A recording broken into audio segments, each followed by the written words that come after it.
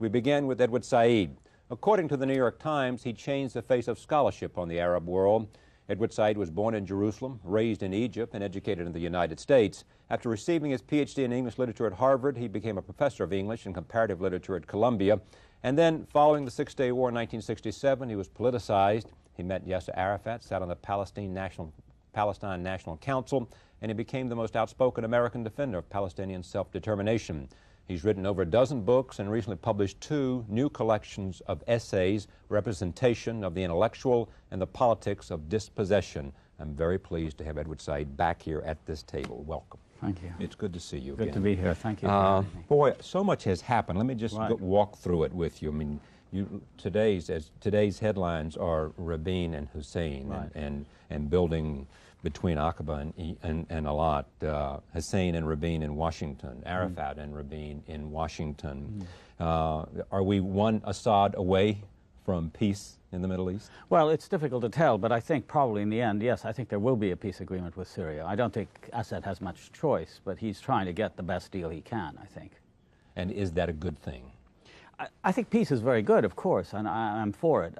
Unfortunately, the Palestinian side of the whole equation, you know, the peace that was signed in Washington. What I meant, obviously. Yeah, well, that has been a tremendous, to me at least, tremendous disappointment, and I think it expresses more a capitulation on the Palestinian side than it does an achievement towards peace. I think what Arafat got was a tiny pair of enclaves, one of which, Gaza, the Israelis have been trying to get rid of for a long time, and the other, Jericho, is a 50 square mile area, which he supposedly controls. But in fact, the Israelis are still there.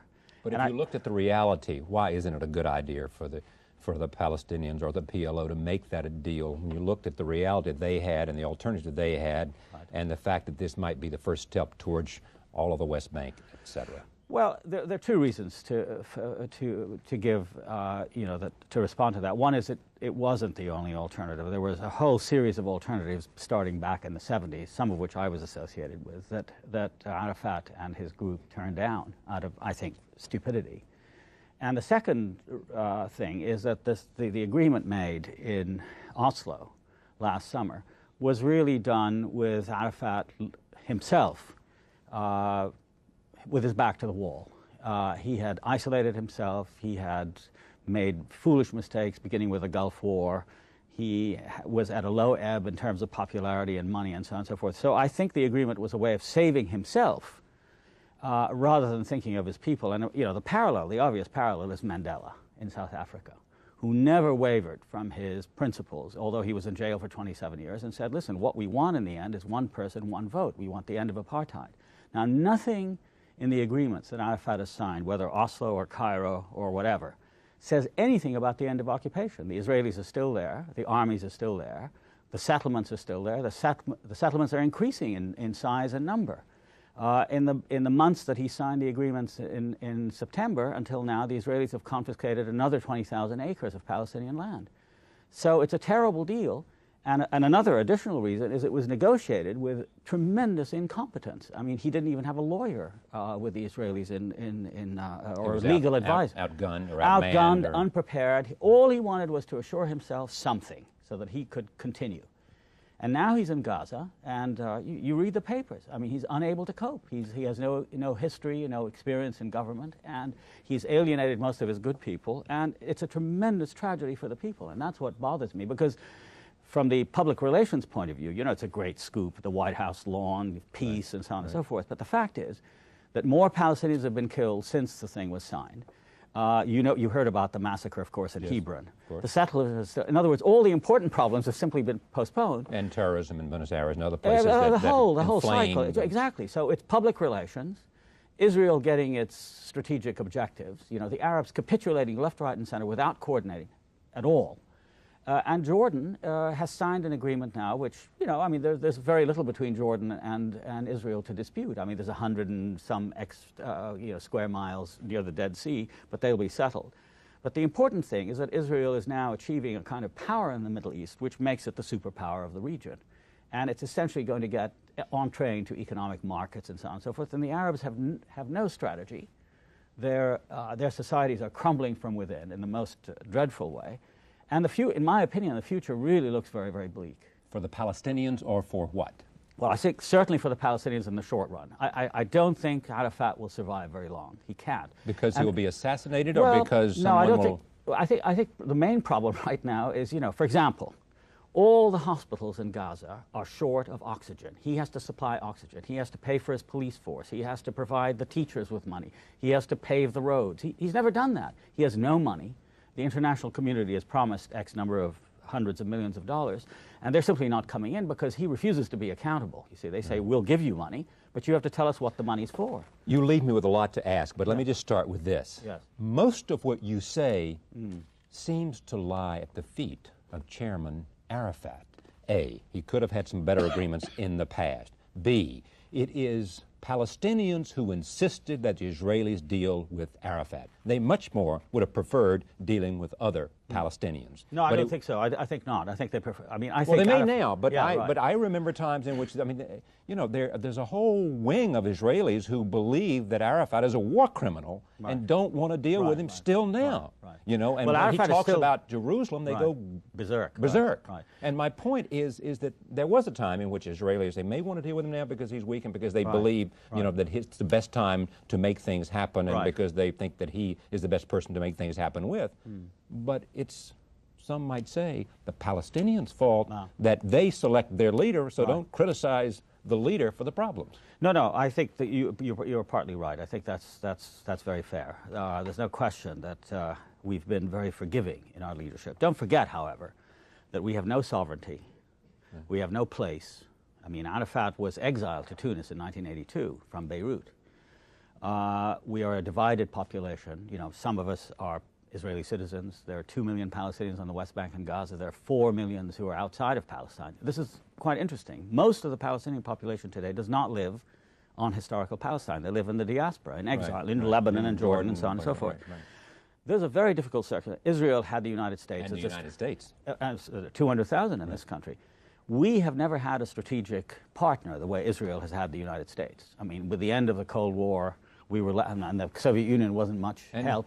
And whose fault is that? No, these are all, I think, objective circumstances. Right. These are the realities of the situation. The Arab world itself is a treacherous environment. Every Palestine being the big cause of every Arab, right? So it was a question of who could capture Palestine as a tool of his or her own foreign policy. And so there was always a fight between the PLO and the other Arab states. There was Egypt, a time Syria. that Syria wanted to take went it to over. war. Went to war in 1983. They tried to destroy the PLO. So given all of that, there was a general feeling, shared by me among others, that he was our leader. He represented Palestine. He still does. He's a very popular man at one point. So you go along with him. And what developed, you see, was a sense that this forgave everything, that he could do anything. Now, we were all aware that in Tunis, and certainly in Beirut before that, he was essentially a tyrant in the sense that he wanted to do everything himself. You needed something. And not a Democrat. Well, a little d. Because of the circumstances of our existence, he couldn't control everything. So I could say whatever I wanted. I mean, he couldn't get back at me in any way or do anything to me. But what bothers me is that after, I think, 91, the Madrid conference, when I was very involved in the negotiations up until then I got ill and I resigned. I was a member of the council, as you say. What happened was, I think there was a sudden opening. There was a feeling that after the Gulf War, the Bush administration, that somehow Palestinians for the first time were being recognized. And that sense of recognition overshadowed everything else. The sense finally we were able, don't forget we were ostracized by the United States, not by the rest of the world, but by the United States. You had to have secret meetings. Exactly. So there was all of that going on. And I think where we went wrong, in my opinion, was a sense of rushing too quickly, and saying, let's take what we can get, without remembering the realities of the situation and that what we were taking, what Arafat was taking. You see, at that point he'd gone out of control. No, he consulted nobody on this secret deal with the Israelis in Oslo. And by that time, that probably was necessary. You know what I mean? Some could you kind of. No, privately I'm not complaining about the secrecy as such, but I mean it covered a great deal of ground. Right. And what I think he did was to just give away a lot. Fine. But what bothers me, you see, is not that. I mean, we are weak. There's no question about it. But A, he killed the spirit of the Intifada, which had brought us many gains, right? Yes. And the spirit of resistance. He personally canceled that. He just said, well, we're stopping that, right? And number two, in my opinion, there wasn't honesty. You know, had he said, this is all we can get, this is a tragedy, we've lost Palestine, this is a flawed deal in the extreme, fight with me, help me. He didn't do that. He lied. He said, this is a great achievement. He stood on the White House lawn, he celebrated. He forgave Rabin. I mean, Rabin to us is the great criminal, don't forget. I mean, Rabin was personally responsible for making of refugees in 1948, 50,000 people he kicked out of Ramla and Lid. He was the man who was behind, he was the Minister of Defense during the Intifada. He's the man who said, break their bones and all the rest of it. Far more Palestinians were killed than Israelis were. So there was this collective amnesia. And I am ashamed that so many Palestinians went along with this in the, I think, foolish hope that it was suddenly going to turn into a wonderful thing. But if you read the text, not many people have read the text of the Declaration of Principles or the Cairo Accord. Many Israelis have said it's a disgraceful document. There isn't a single whit iota of generosity in it. It just compels Palestinians to be endlessly subordinate to Israel. It keeps the settlements in place. It keeps the army in place. And by and large, it gives the Palestinians what they call limited autonomy, but no self-determination. And I would have settled for self-determination as the goal, but it's not specified in that. Yeah, but I mean, here is the other argument being made, and right. I hear you on that. And let me just talk about Arafat for a second. Right. You called him in '83 a man of audacity and vision. You followed that in '86, tragic and fascinating figure. In '88, you said he secured a place in Palestinian history. And then in '93, you say, foolish man who misunderstands his own people, and that the autocracy, the profligacy, and the corruption and the stupidity were all there for you to understand, and nobody was able and willing to speak to it. No, that's not true. A lot of people spoke, including myself.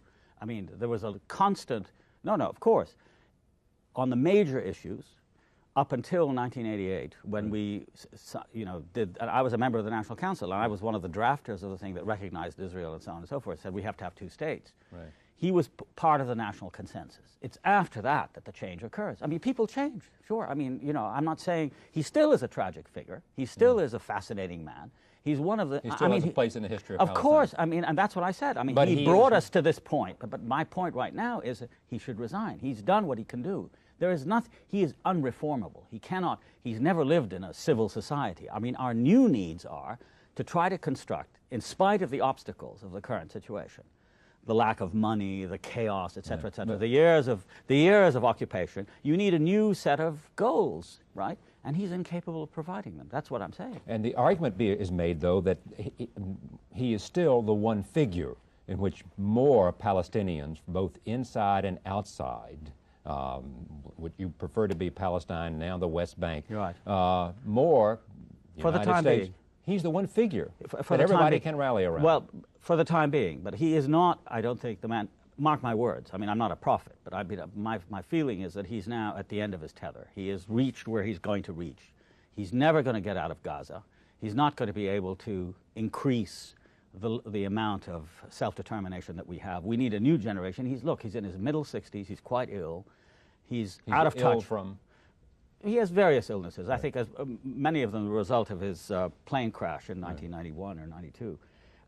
And he's very, very, very tense. I mean, he has now surrounded himself by security apparatus. I mean, the idea that we fought all of these, we've made all of these enormous sacrifices. Hundreds of thousands of people have been killed or dispersed, and losses. We lost Palestine. I mean, it's a tragic fact. The Palestine I was born in no longer exists. We've lost it, and a new people have supplanted us and taken our land and lived there. It's a fact. It's Israel, right? But we have 20% of this left on the West Bank and Gaza, and that 20%, about 50% of it is already gone, as Israelis will tell you, through the settlements, the confiscations, and so on and so forth. The question is, can you do anything with what's left? I think you need a new vision. You need a new generation of leaders who are developing. Don't forget, we're 6 million people. We're a gifted population. And I think in time he will begin, the slow process of beginning to fail, which is very tragic. And more losses will occur, more killings. And well, the argument from the Israeli side, in part, though, their practical reality, they would say, is that you better deal with Arafat right. and the PLO. Of course, and Jordan. And because Hamas has a very different agenda. That's not true, actually. I mean, that's one of the sort of that's propaganda from. things. Well, first of all, they were the people who, the Israeli government supported Hamas in the beginning. I mean, they were anxious to get something as an alternative to the PLO. But if you look at the facts and the figures, the fact is that Hamas has never gotten more than about 14 or 15% of any poll on the West Bank and Gaza. They represent now a kind of protest movement. They simply say, we are not interested in this kind of arrangement. Although at the same time, they're very interested in sharing power, if there's any power to be shared with. On the other hand, do they represent an alternative? I mean, do they put forward a different philosophy? No, absolutely not. No, I don't think so. Philosophy? I mean, I've talked to them, I've seen their thing. They don't mobilize people. And that's the problem with them. I think the alternative, what I think the Israelis want, you see, is Arafat as their enforcer on the West Bank and Gaza. He is now responsible. I mean, it's cheaper than having the Israelis do it. He does it for them. On the West Bank, not on the West Bank, in Jericho and Gaza. Gaza, they couldn't rule. What do you mean by enforcer? He is supposed to provide them with security, right? And he is responsible. Gaza is one of the most fractious and rebellious places. And that's where the Intifada started. Now it's his problem, not the Israelis. The Israelis control the borders, who goes in and out. But what occurs inside Gaza, which is a hellhole, and there are tough and brave and fighting people. And you can read in the papers yesterday, I think in the New York Times, there's an article about his problems in Gaza. He can't deal with it, right? Well, so the Israelis are, laughing all the way to the bank because he says, let him deal with it. Yeah, but they're not laughing when they see people that show up at a newspaper and say, you got to stop publishing. Exactly. Well, I mean, they did that. Of course, the Israelis did that, and now he's doing it. His model is precisely every other Arab state, whether it's Iraq or Syria or any of the others, that says, if you don't say what we like, we're going to shut you down. Yeah. But he will have a fight on his hand because Palestinians are not like the Syrians or the others, because they have a history of fighting exactly that kind of thing, and they're not going to take it from their own leaders any more than they took it from the Israelis. And he's deeply threatened by the agreement with Jordan, and certainly when you speak about the religious shrines, that becomes... I mean, it was a calculated... I think, frankly, the situation of Jordan is as follows. I think King Hussein is a very sick man, physically. Right. I think that he has been deeply despondent because of what happened to him during the Gulf War, because the Palestinians didn't coordinate with him. What does he have to lose? He gets his debt forgiven, he gets some American aid, he basks in the spotlight, he's okay. And of course the Israelis added that thing about Jerusalem just to embarrass Arafat. So it's cynical, I think. Let me present an alternative scenario than the one you hold. It is the following. Rabin, whatever you say about Yitzhak Rabin, he is a different person now, and he sees his own sense of history and his moment. And he's out front realizing that he's got to change, that he's got to give up territory, that he's got to make peace. And he will make peace with Syria. He'll give him back the Golan, or most of the Golan. And but you see, the thing with Syria is not the Golan. I know. Well, what? I think it's a lot of things like what happened in Iraq. I think they want the demilitarization of the whole area between the Golan Heights and Damascus. They're talking about specific reductions. What's wrong with that? Well, I'm just telling you. I mean, but the Israelis are not making the same commitments. I mean, the United States is giving the Israelis more F-15s and F-16s, whereas the Syrians are being asked to cut down their missiles, their military, their aircraft, and so on and so forth. So what you have is a reduction in the net strength of Syria as a deterrent to Israel. But so if that it Israel accomplishes their goal of getting the Golan back, why shouldn't they do that? Well, you see, that's the hesitation, because he gets the Golan back, and it weakens him. I mean, we're talking about dictatorships now in the Middle East, all of whom are hanging by the balance, and But the point is that clearly Israel Assad can risk. It is not a risk to him if he gets the Golan back, no matter what demilitarization takes place between Damascus and the Golan, is it? I mean, if he doesn't get the Golan back, you might say there's a risk to the dictatorship. Well, we don't know that he's going to get the Golan back and how he's going to get it, because the Israelis talk about stages. I'm not sure. Well, you just said there'd be a peace treaty. What's going to be in the peace between Israel and Syria? There have been peace treaties with the Jordanians and the Palestinians that are... Well, with the Egyptians got back to Sinai, and Jordan... But the question is normalization. You see, what they want is also normalization. I mean, so that the markets are open. They also want a good relationship with the United States. Well, of course. No, I'm talking about the Israelis. You see what the Israelis want. Anyway, I think you're right. I mean, we both agree that there is going to be a kind of generalized peace. But it's a peace that, if I... No, I'm sorry. No, it's just a peace that I think, in the end, favors the Israelis overwhelmingly, because they represent the largest force, the most powerful country, and the most powerful economy. I think the secret of all of these agreements is economic. I mean, there's now, for example, a plan to build a major highway network from Turkey through Israel into the Gulf. There's talk about a Middle East common market and so on and so forth. Now, we're dealing with Arab governments and Arab economies that are much more weak than that of Israel. And in this, certain sectors will profit, but by and large, the Middle East will remain pretty much as it is in the Arab world. And so that's all I'm saying. I mean, I think that's the reality. Let me finish my point earlier, which was, before we got off on Syria, it is that Rabin is a different man, and he really is trying to, he has some sense. I think they clearly were shaken by the Intifada. I mean, they just shaken the whole country, right? Right. As well they should have been. Exactly. It was a 27-year-old military extraordinary occupation. moment in Palestinian Right. In the evolution of the Palestinians. Secondly, it shook Israel, and therefore Rabin now looks at this time and says, look, there's an end of the Cold War, a lot of reasons we ought to make peace here, and this notion of the positions we have held to for so long don't play anymore. Right. The Israelis want peace. Right. Okay? And now let's try to reach out and and everything has to do with what's politically viable, and leadership means you try to bring your people with you, or you try to go further than they may be wanting to go. But he also is walking a tightrope, as Arafat is, and others might be less so. But Israel has the power, you see, Charlie, and this is what I'm trying to say. Okay. Israel has all the cards. Given what we now see, I'm just talking now about the Palestinian side, because that's the issue. It's not Syria, the Golan Heights, or Jordan, because the disputed territory is Jerusalem and the West Bank. And these, they're biblical and all kinds of cultural things that are much more important than anything to do with Syria or Jordan. What we've seen so far, what Israeli commentators have themselves said about the current crop of agreements, beginning with the September 13th Declaration of Principles through the Cairo Agreement and the Paris Economic Agreement, are all designed to keep Israel at a tremendous advantage on the West Bank and Gaza, right? Where the markets are guaranteed for Israel, cheap labor for Israel, right? Where Palestinian self-determination and the idea of what we accept in South Africa and everywhere else in the world is simply denied Palestinians. There's no sovereignty. Israel controls everything. First of all, has been put off to 1996. They're changing the demography. They're changing the geography. They're taking more land. And what I'm saying is what is being designed for Palestinians is, in effect, a kind of Bantustan, where Palestinians will not have... This government in Israel today is not in favor of increasing the number of settlements. That's not their policy.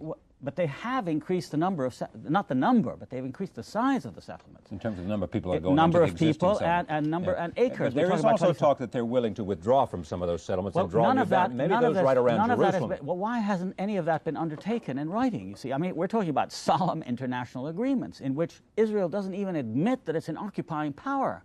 Israel simply talks about itself as an administrative power, but the reality on the ground is that Palestinians are being more divided on the West Bank through these settlements, which into about 10 cantons. They're like, divisions on the West Bank, where the settlements are contiguous to each other through the road system, but the Palestinians have to go through Israeli barricades to reach other Palestinian settlements. Now, I'm simply saying it's not a prognosis for an optimistic look to the future.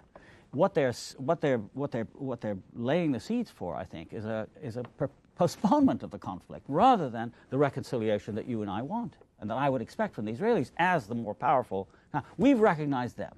We've recognized their existence. They haven't recognized our national existence. Are you saying you somehow think the Israelis want to colonize the Palestinians? Well, I think they want them in a subservient place. I think there are limits to what you refer to as Rabin's change, and people are also subject to their own history. Yeah. And I think Rabin's history with the Palestinians, if you read the Israeli press, which I read all the time, most commentators say that Rabin really hasn't changed. Peres is described as a man of vision, but Rabin seems to be pretty much the same. Of course, playing to the whole idea of peace and so on and so forth. But with regard to the Palestinians, the same. I mean, I read of some of the same. But Palestinian life on the West Bank and Gaza has gotten worse, Charlie, since the agreement was signed. So the question is, when is this change going to occur?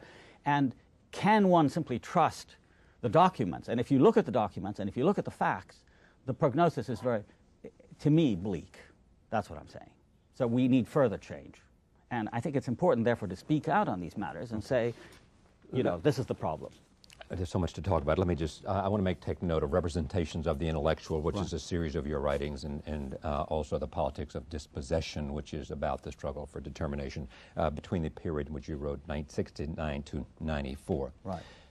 Has your illness, does it have any influence on the way you view these things? And I mean by that causing you to look at things in a different time frame. Well, I think I look at them more seriously. No. You know, I think that the important thing is to try as much as possible to tell the truth from as wide a perspective as possible, and, you know, to try and look at things from the point of view of the essential, you know, rather than, you know, the sort of media aspect of it and so on and so forth. Right. And I think it makes one take responsibility more seriously. Yes, I think so. I think so, because I really feel that I'm not going to have a chance to say more things for a very long time.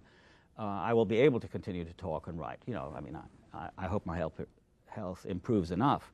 But yeah, I think so. It makes me take the notion of being an intellectual more seriously, and you know, and to risk more, and to just say, you know, things that perhaps I would have been more cautious about. Because the denunciation of Arafat has been much stronger in the last year. That's right. At least in terms of the years, my years. Yeah, no, you're right. You're right. I mean, and that of course occurred because I was profoundly shocked by the dimensions of our capitulation, I feel.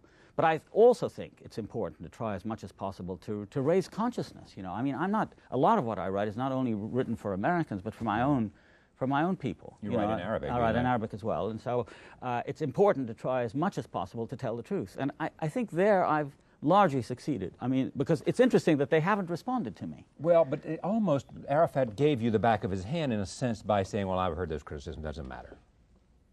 No, he didn't actually say that. He just said that he said that you know, Edward Said is far away. Yeah, but he was in Tunis at the time. Well, yeah, I know, but it was a criticism. I mean, he's over in the United States, where he sits in his right. comfortable university position, and I'm over here, part of the struggle, trying to move from house to house every night to stay alive. Yes, right. Well, I mean, that's not a response, is it? I mean, I'm simply putting forward as much as I can facts. Realities, truths, let me just, and they need to be responded to. Okay, here is I'm almost out of time. Yeah. Do you think that your voice and others will precipitate some kind of debate?